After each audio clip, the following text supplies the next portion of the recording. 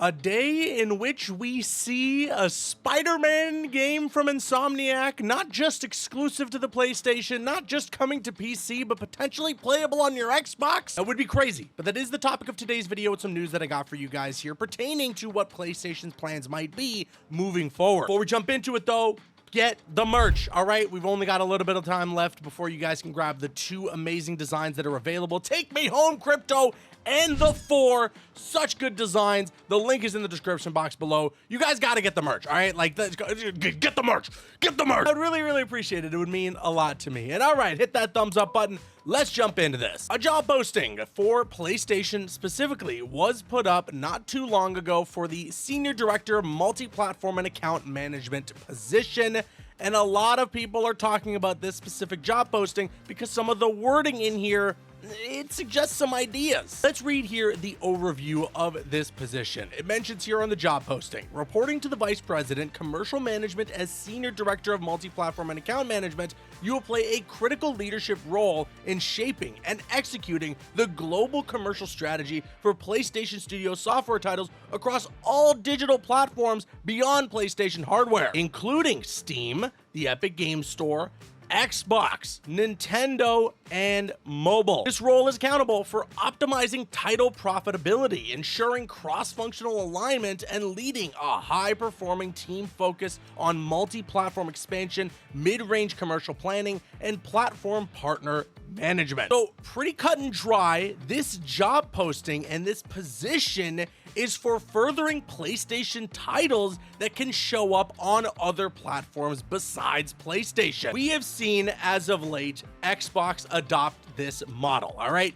Gears of War is on PlayStation now. It's crazy. You're gonna hear at some point in the next couple of years, Halo Infinite or just whatever the next Halo is also probably coming to PlayStation. They're just playing nice with everybody. Some people have speculated that maybe a part of that is because Xbox has just fallen so far behind in the console race or whatever you might want to call it, that they decided the best course of action is to be extremely consumer friendly and basically allow their games to be played by anyone. Other people can argue that there may be a little more to it though than just the console wars and just Xbox saying, you know what, we give up. Here, just play our games. I'm not denying that there might be some truth to that, all right? I do think that there is an element of truth to that. I don't think, though, that that is the bigger picture. But to really drive it home, once again, under the key responsibilities here, it mentions a couple of things I wanted to go over. For the multi-platform strategy leadership, it says here that you'll be overseeing the out-of-year mid-range commercial strategy for PlayStation Studio titles across all non-PlayStation platforms,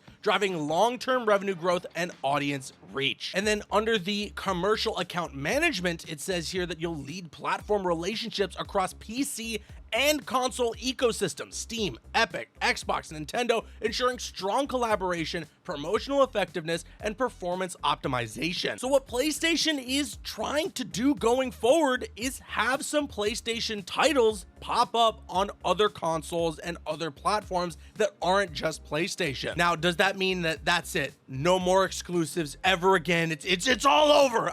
I don't necessarily think so. Does it mean that Spider-Man 3 launches on the next Xbox and the PlayStation at the same time? I also don't necessarily think so. But we have seen that PlayStation has expanded their audience reach with a lot of their exclusive titles by bringing some of those titles to PC. And I'll be honest, you know, I was one of the people that thought for a long while that this wasn't going to be any of the major PlayStation first-party games. I didn't think that we would see God of War on PC. I certainly didn't think that Spider-Man was going to pop up on PC. Now, though, we live in a world where you can play Uncharted, you can play The Last of Us, you can play God of War, you can play Spider-Man 1 and 2 and Miles Morales all on your PC, and it's just readily available for you there. And we now know that we live in a world where when Spider-Man 3 comes around, it will launch as an exclusive to the next PlayStation or maybe even the PS5. I don't know. But that will only really be a timed exclusive, and that inevitably Spider-Man is going to pop up on PC at some point. And based on what this job posting is saying here, it sounds like a lot of these titles are probably going to end up on other consoles as well. Now, the Nintendo Switch, well, maybe not necessarily. I don't know if you're going to be able to get games that utilize the full power of the PS5 running on even a Switch 2, but maybe you can get some of those PS4 games running on a Switch 2. I'm sure a Spider-Man PS4 or an Uncharted 4, maybe even The Last of Us 1 and 2 could work on a Nintendo Switch too. And we are looking at a landscape where inevitably you might see something like an Uncharted on Xbox or God of War on Xbox. And that might bother some people, okay? You know, there might be a lot of people out there that are upset by this, that don't want these PlayStation games to be on Xbox. And there might even be people who are Xbox fans that don't want Xbox games being available on PlayStation. I think exclusives as we used to know them when it was the PS3 and Xbox 360 era or the PS4 and Xbox One era, as we knew them, those are gone. And a large part of that is really just the ballooning in budget for these games. With new technology and with games needing to look more and more realistic or more and more high res,